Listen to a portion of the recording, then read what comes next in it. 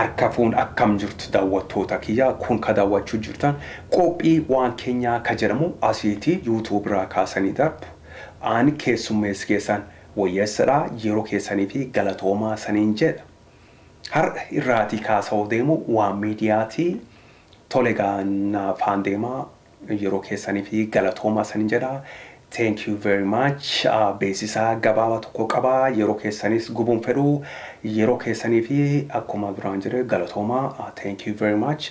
Beesisa gabaabaa kanaan booda wal agarra. Maarree sana fedheedha fagaatina galatoomaa.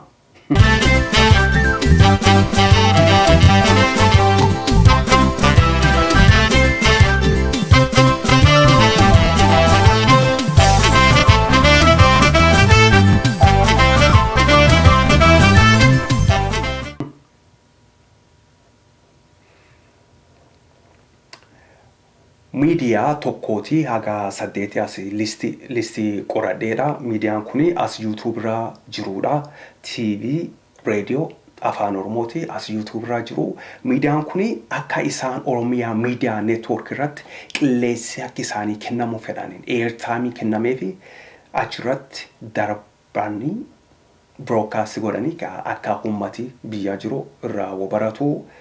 Peda listi toko jala kabaga. Toko number 1, Qeerroo Bilisummaa Radio. Number 2, Oromo Voice Radio. Oromo Voice Radio baay'ee jaaladha. Dhaggeeffadhas waan baay'ees irraa bara. Airtime everyday auto kennaniifi. Yes, Oromiyaa Media Networking airtime Oromo Voice Radio auto kennaniifi nagammachiisaa hin jaaladha. Nami baay'ees akka irraa baratu abdii qaba. Laalu jirta namicho airtime kenneef Jawar Mohammed akka gaariitti dhaggeeffadhu akka gaariitti daawwadhus dhaggeeffadhu gurra kee bal'ite.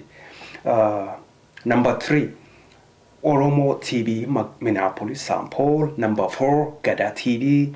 Number 5 TV Oromiyaa magaalaa Toronto. Yes, isaaniif airtime kenneef please. Number 6, Seven Bilbil Radio. Number 7, Radio Afurabiya. Isanis copy barida qabu Jawar Mohammed. Airtime kenneef galatoom. Thank you very much. Number 8, Radio Simbirroo Radebiya Listikiya. Number 1, Qeerroo Bilisummaa Radio. 2, Oromo Voice Radio. Number 3, Oromo TV Minneapolis. Number 4 Gada TV.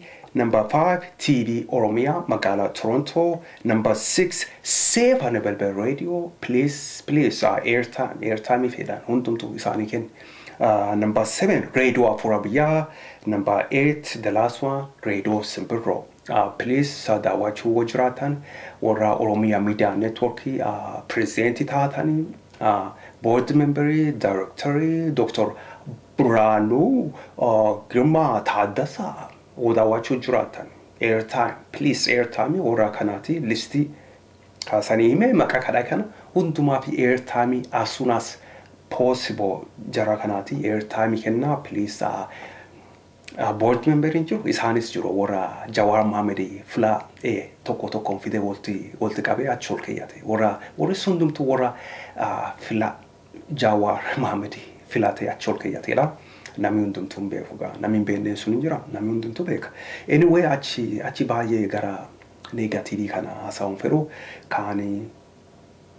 kan fedhii kiyya hawwiin kooti media lista kumadai kuno Qeerroo Oromo Voice Radio, Oromo TV, Gada TV, TV Oromiyaa magaalaa Toronto, Seven Bilbil Radio, Radio Afurabiyaa, Radio Simbirroo hundumtu YouTube irra jiru.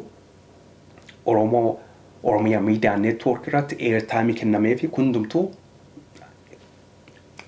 right away as soon as possible airtime isaan hundumaa kennamuufi malee jedha kuni gaa erga kiyya erga nama tokkooti erga nama artist as YouTube irra jiru tokkooti kaadaawwachaa turtanii kun qophii waan keenyaati isa wajjin ka ture ani wayyeessadha yeroo keessanii fi galatoomaa saniin jedha